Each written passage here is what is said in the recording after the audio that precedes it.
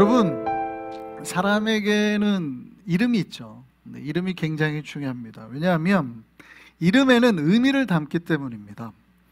부르는 사람도 의미가 있음을 알아요. 그래서 그 의미를 따라서 부르는 것이고, 불림을 받는 사람도 자기가 그 의미를 따라서 이렇게 듣게 되는 거죠. 그래서 부모님들이 이름을 지어줄 때 다 의미를 지어주잖아요.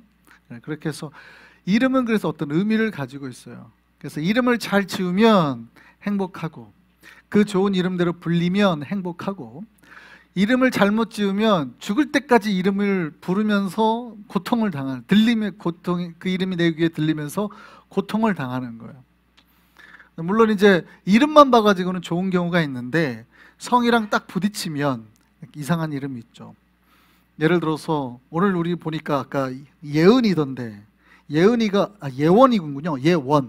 예원이던데, 그 크리스천들이 제 친구 아이들 이름도 뭐 예훈이, 예건이, 예솔이 뭐 이래요.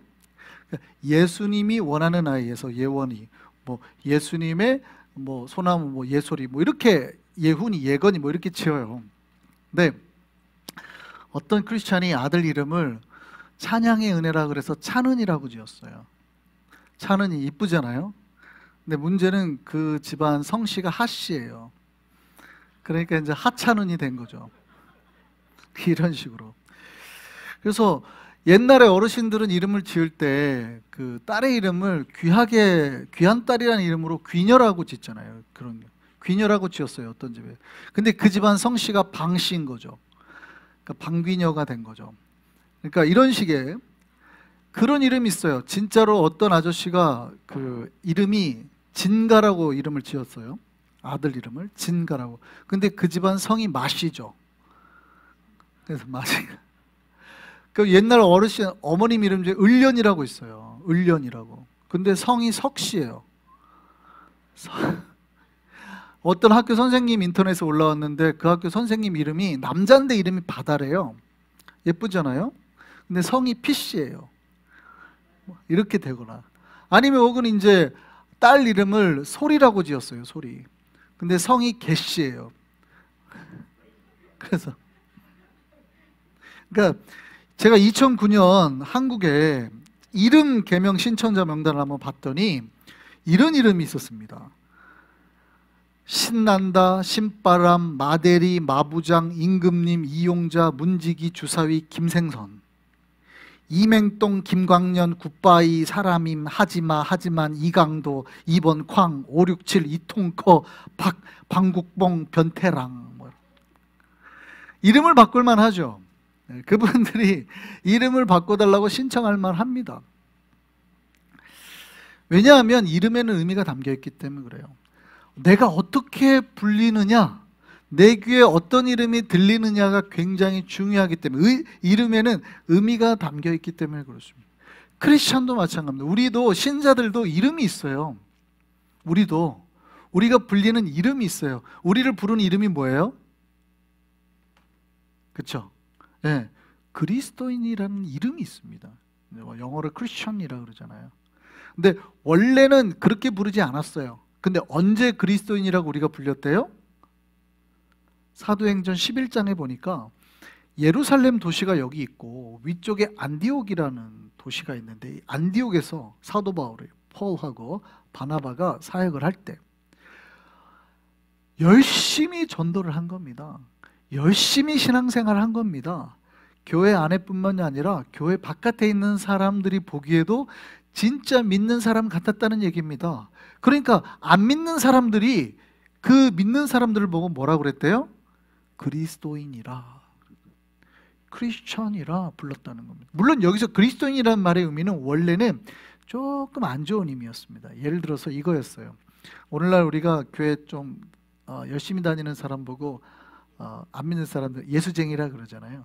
그런 느낌이었어요. 원래 그리스도인이라는 개념에 원래는 처음에는 약간 부정적인 의미였습니다. 근데 그게 이제 우리의 뭐가 됐어요? 이름이 된 거예요. 오늘날은 우리 크리스천이라고 그러잖아요. 크리스천. 그러니까 그 얘기가 뭐냐면, 이게 왜 우리에게 중요하냐면, 우리는 교회 안에 있는 사람이든 교회 바깥에 있는 사람이든 이제 우리가 어떤 의미로도 불리게 되는데, 그 불려지는 의미가 굉장히 중요하다는 거예요. 열심히 일했더니, 열심히 사역했더니, 열심히 복음을 증거했더니 세상 사람들이 우리를 이제 뭐라고 그래요? 아, 그리스도인이라고 이렇게 이름을 붙였다는 얘기예요.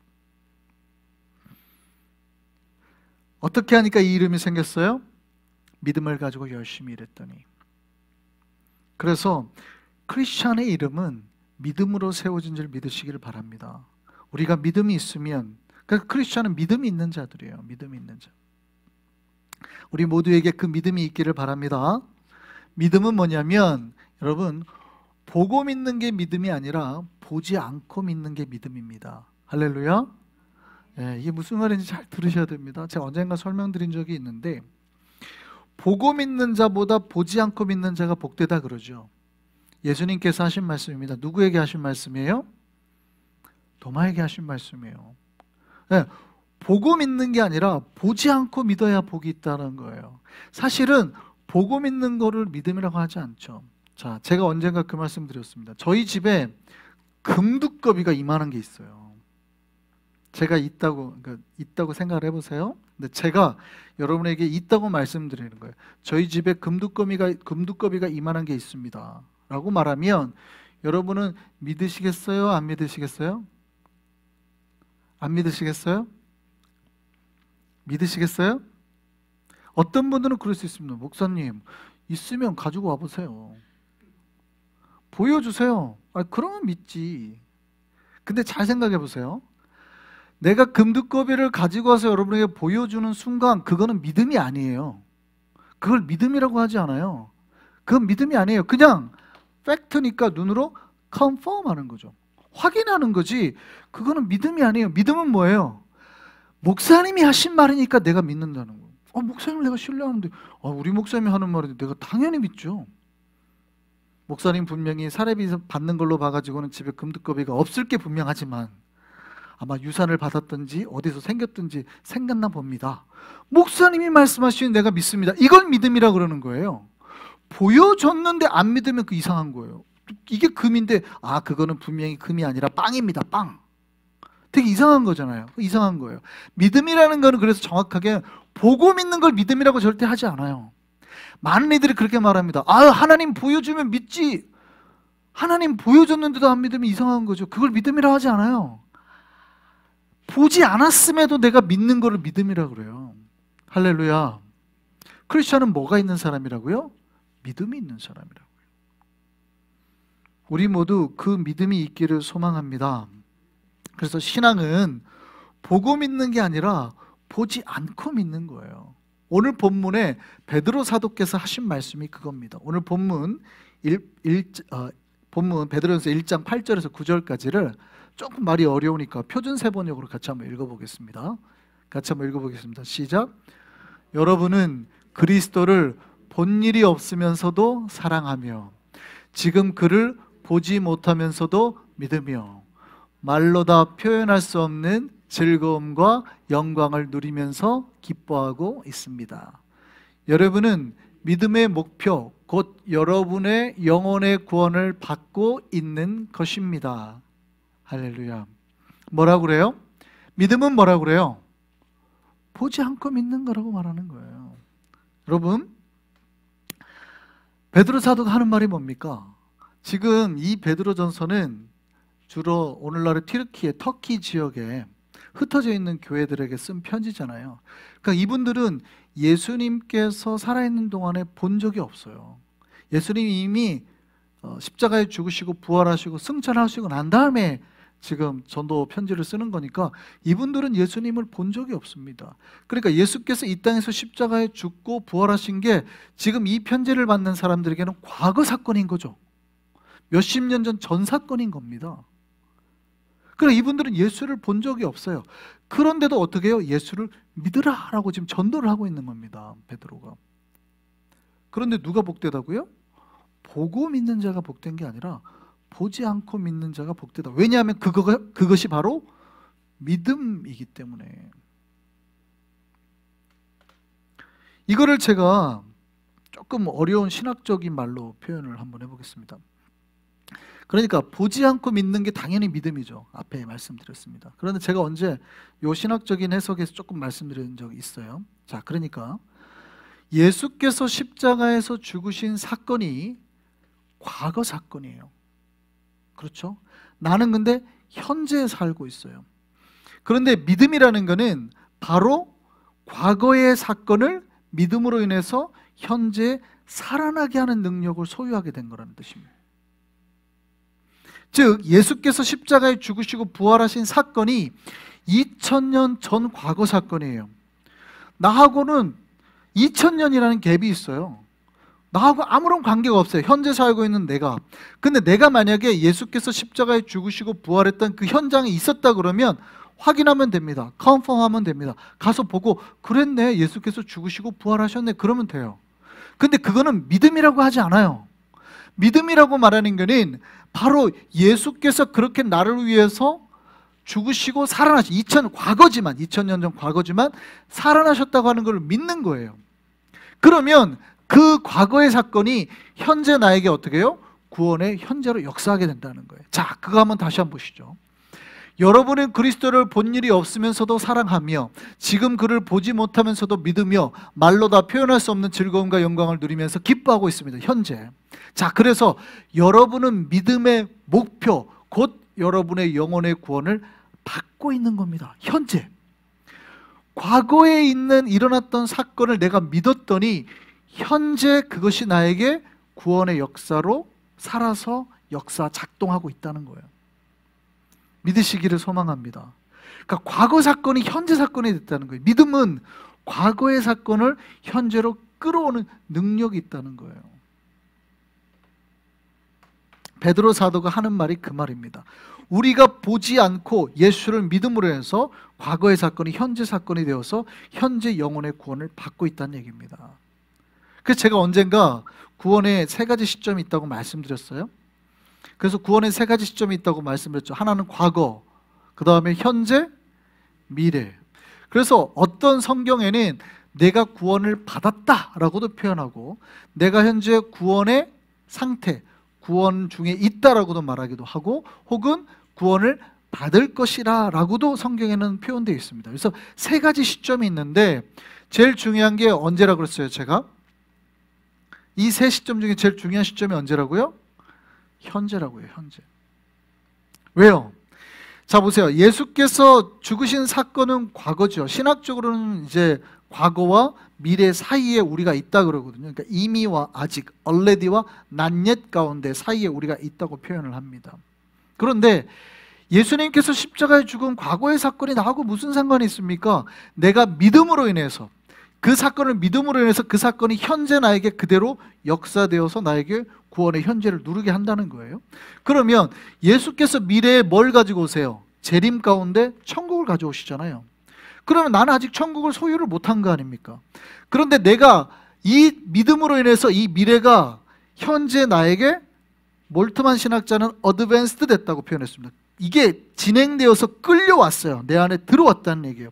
그러니까 내가 아직 미래를 못 나갔지만 나는 현재의 천국을 누리게 된다는 겁니다. 그러니까 현재 내가 믿음을 가짐으로 과거의 십자가의 사건을 현재로 가지고 왔고 아직 다가오지 않은 천국이지만 내가 그 사건을 가지고 와서 내 안에 천국을 누리게 됐다는 거예요. 이게 신앙생활이라는 얘기예요. 좀 어렵게 제가 신학적으로 표현한 거예요. 그래서 간단하게는 항상 그렇죠. 제일 처음에 예수 믿으세요. 그러면 구원받습니다. 이렇게 말하죠. 예수 믿으세요. 그러면 천국이 당신의 것입니다. 이렇게 말하죠. 같은 얘기예요. 과거의 사건과 미래의 사건을 당겨와서 내가 믿는 순간 바로 이 현재에서 그걸 다 누리게 된다라는 겁니다.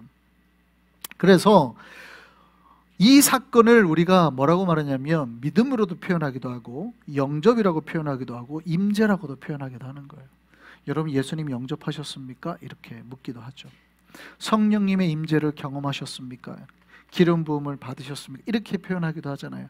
왜냐하면 과거와 미래의 모든 사건은 현재 내가 예수 그리스도를 만나서 받음으로 인해서 그 안에 천국과 과거의 십자가의 구원 사건과 이 모든 게 현재 다 이루어지기 때문입니다. 이걸 우리가 뭐라고 하냐면 믿음이라고 하는 거예요. 이 역사가 우리에게 있기를 소망합니다. 그래서 우리가 예수 그리스도를 믿으면 이 현재 내가 그 구원의 은혜를 누리게 되는 거예요. 성경의 예언자들이 이 구원의 때를 자세히 살피고 연구하였습니다. 언제 그럼 이게 일어나는가? 언제? 누구에게 이게 일어나는가? 어떻게 일어나는가? 오늘 베드로 사도가 그 얘기를 하는 거예요. 뒤에 말씀 한번 보실까요? 베드로전서 1장 10절에서 12절까지 말씀 보겠습니다. 자, 같이 한번 읽겠습니다. 예언자들은 이 구원을 자세히 살피고 연구하였습니다. 그들은 여러분이 받을 은혜를 예언하였습니다.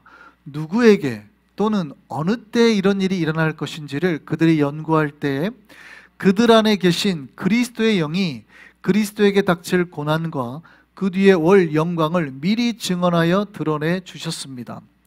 예언자들은 자기들이 섬긴 그 일들이 자기들을 위한 것이 아니라 여러분들을 위한 것임을 계시로 알게 되었습니다. 그 일들은 하늘로부터 보내주신 성령을 힘입어서 여러분에게 복음을 전할 사람들이 이제 여러분에게 선포한 것입니다. 그 일들은 천사들도 보고 싶어하는 것입니다. 그러니까 이게 누구에게 이루어졌다는 거예요? 성령의 역사 가운데 있는 사람에게. 본인들이 아니라 예수 그리스도를 믿음으로 십자가의 사건을 자기로 만든 사람에게 이 구원의 역사가 일어나게 된다는 거죠. 우리가 이 구원의 현재를 소유하며 살기를 바랍니다. 우리가 성령의 은혜를 힘입고 살면 우리 안에 이 일이 일어난다는 거예요. 우리가 성령님의 뜻을 따라서 복음을 전하고 거룩한 삶을 살면 바로 이 구원의 현재를 우리가 살아가게 되는 것입니다. 우리 모두 한 성의 백성들이 이 구원을 누리는 백성들 되기를 소망합니다. 사탄은 우리가 이 구원의 현재에서 어떻게 해서든지 벗어나게 하려고 노력합니다. 가족들을 공격하든지 우리의 마음을 낙심하게 하든지 흔드는 거죠. 그러니까 우리가 구원의 현재를 못 누리게 하려고 하는 거예요. 우리가 평안하게 하려는 이걸 어떻게 해서든지 구멍을 내서 그 평안의 은혜가 다 빠져나가게 하려고 하는 거예요. 이건 누구의 공격이에요? 사탄의 공격이에요. 신자들은 그러니까 바로 이 지혜를 가지고 내 구원의 현재를 뺏기지 않기 위해서 구원의 현재를 잘 지키면서 살아가야 된다. 이게 신앙 생활이라는 거죠. 어떤 상황에서도 이 구원의 은혜를 놓지 않기를 소망합니다. 이 구원의 은혜를 사모하면서 이게 하나님께 우리에게 주신 선물임을 깨닫고 그 평화를 지키며 살아가는 우리가 되기를 소망합니다.